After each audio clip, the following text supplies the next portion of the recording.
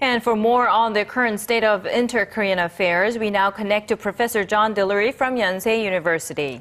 Professor, thank you for joining us. You bet. Let's start with what we have seen of late. We're witnessing a relatively quick shift from provocations to peace offerings from Pyongyang, including a number of high-level talks in recent weeks. What can we make of the latest developments? Well, it's never going to be smooth sailing between the two Koreas. It's always choppy waters. The significant news is the visit of senior leaders from Pyongyang. It's hard to believe that was all arranged at last-minute notice, as the official story goes. But whenever they arranged it, it's quite a breakthrough. President Park talks about trust politique, and it requires a lot of trust just to pull off a visit like that. So it's the beginning of something. It doesn't guarantee success, but that was really the most significant development. Now, right after that, we saw firing on the NLL, and we saw firing on the DMZ.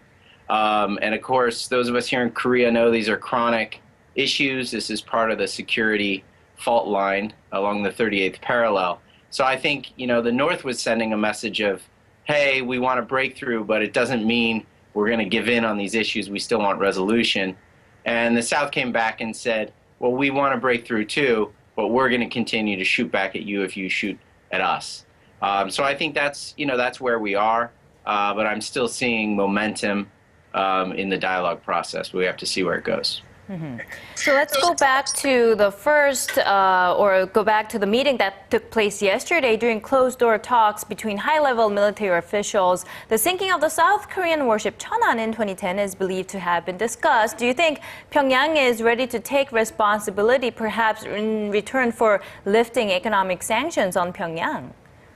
Well, it would be shocking if North Korea took responsibility. They've consistently denied that they had any part in the sinking of the Cheonan. So that would be a pretty massive reversal on their part and rather unprecedented.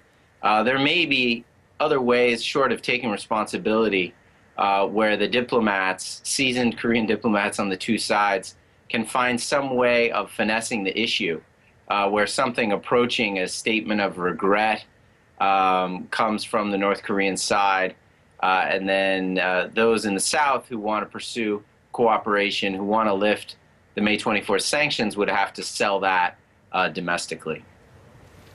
All right, Professor, rumors ran rampant during Kim Jong-un's absence amid all the speculations and rumors about his health and a possible coup even. Is there anything we can point to as being probable or even possible? Well, I think the biggest lesson of the last 40 days, I think it's really about us in a certain way more than about him. I think it should be a moment where we take a deep breath and reflect, and actually, on how we really obsess in certain ways about Kim Jong-un and the North Korean leadership. And, this is actually interesting problem. I felt here in Korea, people were less consumed by the "Where's Kim Jong-un" watch than bloggers all around the world. But really, I think the main takeaway is we need to be a bit more patient about how we look at North Korea.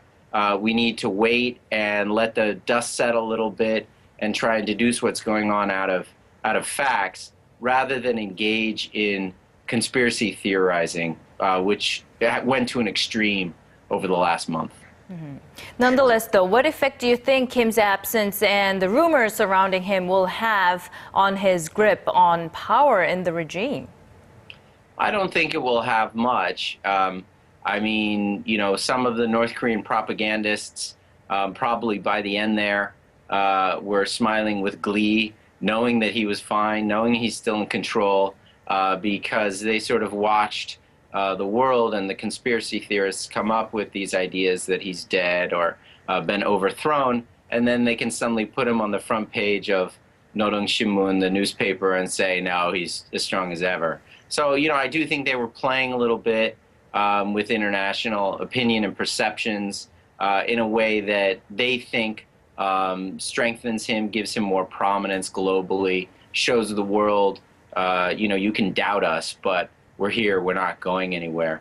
It's harder to gauge domestically my sense is that this was not a huge issue in North Korea over the last month. Again, not as big in North Korea as it was in the rest of the world. And, you know, of course, there's still questions, legitimate questions, about how much he's consolidated power. My sense is he's established power, but it will be a prolonged period of consolidating that power.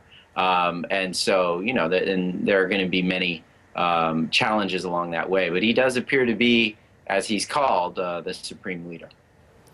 Well, infamous and famous, and of course, an international star in his own right, Kim Jong-un is. We look forward to more details from you. Next time, if you could join us, thank you so much for making time for us, Professor John Delury.